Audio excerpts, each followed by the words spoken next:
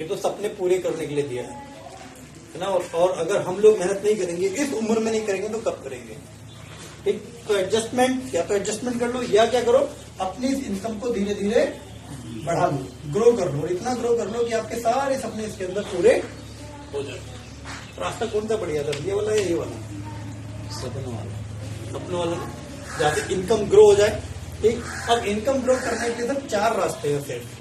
और ये मैं नहीं कहता, एक बहुत बड़े राइटर है रॉबर्ट कियोसाकी, उनकी अपनी किताब है, उसके अंदर उन्होंने लिखा है कि दुनिया में पैसे कमाने के सिर्फ 4 रास्ते हैं।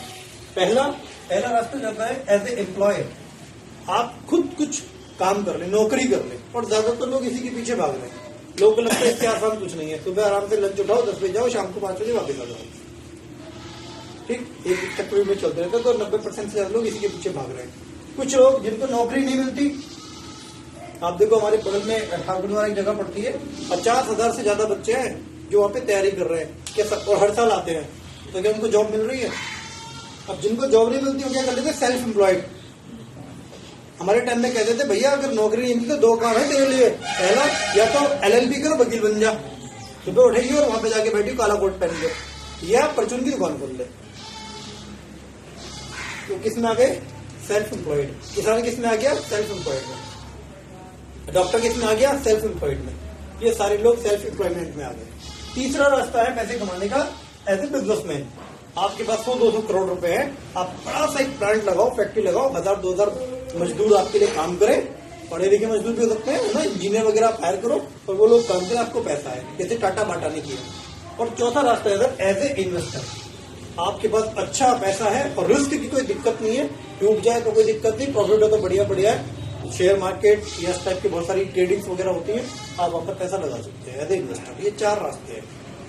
95% लोग तो आते हैं सर इस कैटेगरी के अंदर, और बाकी के 5% लोग आते हैं इस कैटेगरी के अंदर। हम और आप इस 95 में आते हैं। तो आप देखो, अगर पूरी दुनिया को देखें तो पूरी दुनिया में जितना भी पैसा है उसका 95% पैसा इन 5% लोगों के पास है। रोहित भाई ऐसा है या नहीं? और वो जो बचा हुआ 5% पैसा वो किनके पास है? वो हमारे और आपके पास है। इसीलिए हम जब मार्केट में जाते हैं तो आलू लेने से पहले 20 बार मोल भाव करते हैं, एक शर्ट परचेज करने से पहले 10 बार उसका टैग पलटते हैं, क्योंकि 5% में है। और ये तो उतारते हैं और कार्ड रख देते हैं, भैया स्वैप कर लो, मुझे नहीं पता मैसेज, वो मैसेज भी नहीं देखते कितने का आया, और हम मैसेज को भी 2 बार देखते, ज्यादा तो नहीं कट गए। टाइप करके, टाइप हमने करा और पासवर्ड हमने डाला, फिर भी 4 बार चेक करेंगे, ज्यादा तो नहीं कट गए, क्योंकि हम यहां पर हैं, हमें डर लगता है।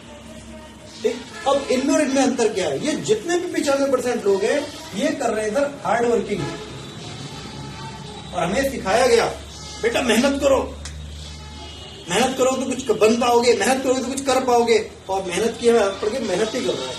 बट ये लोग मेहनत करते हैं क्या? ये सुबह उठते हैं 10 बजे और रात को क्लब में आते हैं घूम घाम के 1 बजे 2 बजे, ये तो एंजॉय कर रहे हैं। लेकिन ये क्या कर रहे हैं सर? उसके साथ साथ स्मार्ट वर्क, काम तो ये भी कर रहे हैं, ये स्मार्ट वर्क कर रहे हैं। हम हार्ड वर्क कर रहे हैं, ये स्मार्ट वर्क कर रहे हैं।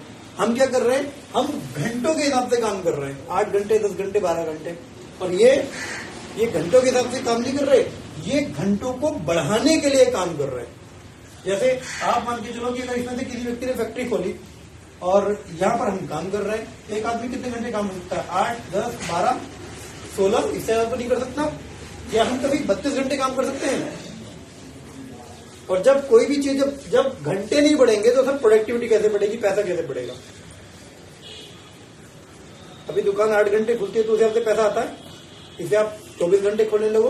पेट्रोल पंप है सर 8 घंटे खोलेंगे तो उससे जाएगा, रात में खोलेंगे तो सेल बढ़ेगी, लेकिन वो 24 ही घंटे तो खुल सकता है, एक दिन में 48 घंटे तो नहीं खुल सकता, क्योंकि घंटे लिमिटेड है, वहां पे एक लिमिट लग गई। इन्होंने क्या करा? उस लिमिटेशन को ब्रेक कर दिया। कैसे? इन्होंने अपनी कंपनी के अंदर 1000 लोगों को भर्ती कर दिया। अब ये 1000 लोग अगर पर डे 8 घंटे काम कर रहे हैं तो 8000 घंटे किसके लिए काम हो गया? इस इंसान के लिए। और इसीलिए घंटों को बढ़ाने का जो सर्वोत्तम तरीका है वो है नेटवर्क क्रिएट करना। जितने भी बड़े लोग हैं, जितने भी रिच पर्सन हैं, जितने भी अमीर लोग हैं, सबने क्या किया? अपने घंटों को बढ़ाया। रिलायंस वाले ने फ्रेंचाइजी दे देके क्या कर दिया? घंटे तो बढ़ गए उसके। टाटा बाटा सबने घंटे बढ़ा रखे हैं, सबका एक नेटवर्क सिस्टम है, ठीक। तो ये नेटवर्क बनाते हैं और हम लोग क्या करते हैं, इनके नेटवर्क का हम हिस्सा बनते हैं। हिस्सा बनते हैं तो मेहनत करनी पड़ती है, और अगर बनाते हैं तो स्मार्ट वर्क हो जाता है। और स्मार्ट वर्क का सबसे अच्छी बात यह है कि एक बार अगर आपने एक नेटवर्क क्रिएट कर दिया तो नेटवर्क अपने आप काम करता है। एक बार आपको क्रिएट करना है, बस एक बार आपको सिस्टम में लाने के लिए उसको मेहनत करनी है, बस। उसके बाद आपको मेहनत नहीं करनी होती, सिर्फ वो सिस्टम काम करता है। अब इनके यहाँ सारा सिस्टम काम कर रहा है और हमारे यहाँ हम काम कर रहे हैं। हम हैं तो पैसा है, हम नहीं है तो, लेकिन सिस्टम तो हमेशा रहेगा। आदमी मर जाएगा, सिस्टम थोड़ी मर रहा है। सिस्टम तो है, इंदिरा गांधी चली गई बट सिस्टम तो बना हुआ ना, वही एमपी एमएलए का, वो तो सिस्टम काम कर रहा है। तो अगर हम सिस्टमेटिक तरीके से काम करें तो पैसा आ सकता है। अब ये सिस्टम को हम कैसे इंप्लीमेंट करें अपने जीवन में, ताकि हमारे जीवन में भी बदलाव आए। उसके उस सिस्टम को बनाने के लिए कुछ अलग नहीं करना, कोई नया काम नहीं करना। क्योंकि एक बड़े राइटर है शिव खेड़ा, वो एक बात बोलते हैं कि विजेता कुछ अलग नहीं करते, उनके काम करने का तरीका अलग होता है। ठीक, अब तरीका क्या होता है, आप इस सिस्टम में कैसे काम कर सकते हैं। परेश भाई, नहाते हैं आप रोज? क्या बात कर रहे हैं, सर्दी में भी? सभी नहाते हैं। पेस्ट, कपड़े भी रोज धुलते हैं, बर्तन भी रोज धुलते हैं, और ये काम तो युगों युगों से होते आ रहे हैं और आगे भी होते ही रहेंगे। ठीक, तो हम जो ये प्रोडक्ट्स यूज करते हैं, जो हम प्रोडक्ट लेकर के आते हैं, ये प्रोडक्ट हम कहाँ से लेकर के आते हैं? पास की दुकानों से लेके आते हैं। पास की दुकान से ना, कोई रामलाल, श्यामलाल, घनश्यामलाल, कोई ना कोई ऐसा ही होगा। ठीक, और हम जिस रामलाल से प्रोडक्ट लेकर के आ रहे हैं, क्या ये रामलाल हमें कुछ हमारे फायदे के बारे में सोचता होगा? नहीं सोचता होगा, है ना। वो तो अपने फायदे के बारे में सोचता है। अब देखो एक और, शायद आपने जरूर इसका नाम सुना होगा, वेस्टीज। ठीक, अंतर क्या है? नहाने धोने का सामान आप यहाँ से भी ला रहे हो, नहाने धोने का सामान आपको यहाँ से भी लाना है। फर्क क्या है? ये रामलाल क्या हमें कोई एमआरपी पे छूट देता है? नहीं देता, बट यहाँ पर आपको मिलेगी 10 to 20% छूट हर एक प्रोडक्ट के ऊपर। कैसा रहेगा सर? बहुत बढ़िया। दूसरा क्या है, रामलाल हमें कुछ प्रोडक्ट फ्री में देता है, यानी कि रीपरचेज ऑफर देता है? कुछ नहीं देता, बट यहाँ पर आपको जो भी आप परचेजिंग करेंगे 10% के प्रोडक्ट मिलेंगे फ्री में। बढ़िया डील है।